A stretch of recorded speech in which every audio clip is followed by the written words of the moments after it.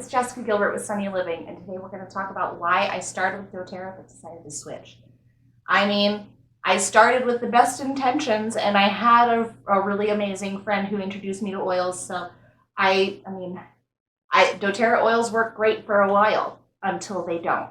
What I learned about doTERRA is that they were actually started out of the leadership that branched away from Young Living and then stole their formulas and decided to just kind of do their own thing.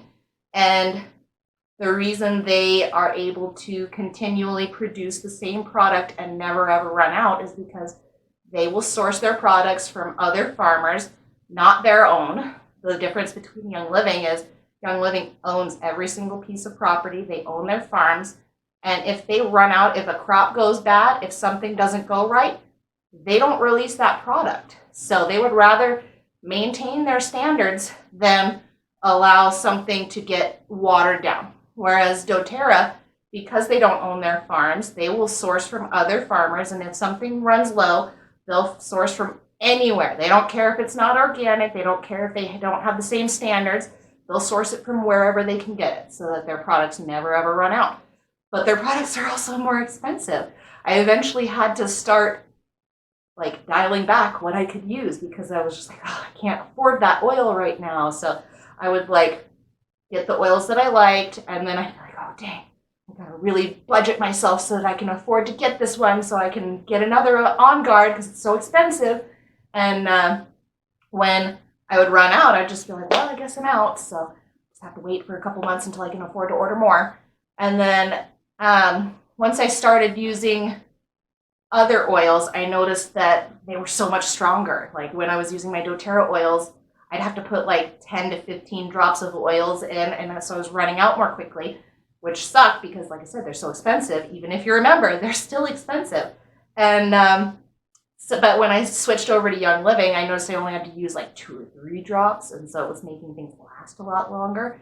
And the prices were actually cheaper too. So why? How is this possible?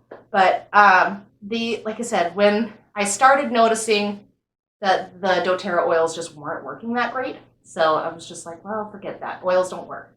So I went probably about 2 years where I didn't use any sort of essential oils and had my cleaning company, was using toxic, terrible cleaning products, and eventually came back around to oils, but because I'd had negative experiences with other direct sales companies, I was very resistant.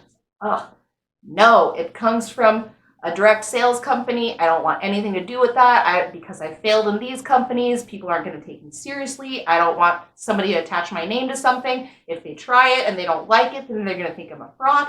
I was spinning out. I was just like, no, I will not do that. So I resisted Young Living for a long time because I had kind of a negative connotation because of not only doTERRA, but because of other direct sales companies.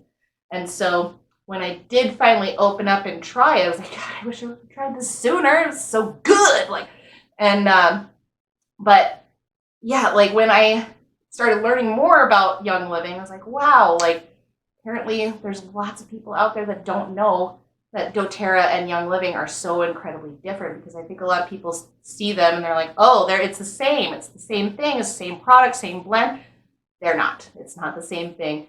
They did try and steal their formulas, but do you want the original or do you want a cheap imitation? So just my perspective on it. But the other thing that really sets doTERRA apart from Young Living is they don't have the same seed to seal promise. So what that means is from the seeds that they grow to how they grow the plants to how they do not use pesticides to how they harvest to how they distill to how they package to how they dispense everything. Everything is done ethically. Everything is done sustainably so that we can have this beautiful planet and continue to grow beautiful essential oils on it so that people can continue to use them.